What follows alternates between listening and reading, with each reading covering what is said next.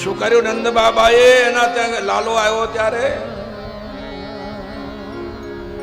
જાત કર્મ સંસ્કાર કરાવડાવ્યો. ભૂલાતા જતા આપણા 16 સંસ્કારોમાંથી 2 સંસ્કારો અત્યારે બચ્યા છે.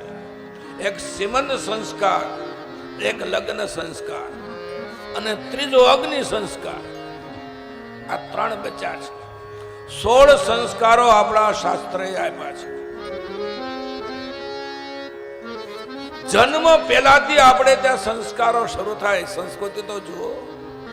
ગર્ભાધાન સંસ્કાર, સિમંદ સંસ્કાર, જન્મ પછી જાતકર્મ સંસ્કાર, નામકરણ સંસ્કાર, અન્નપ્રાશન સંસ્કાર, વિદ્યારંભ સંસ્કાર.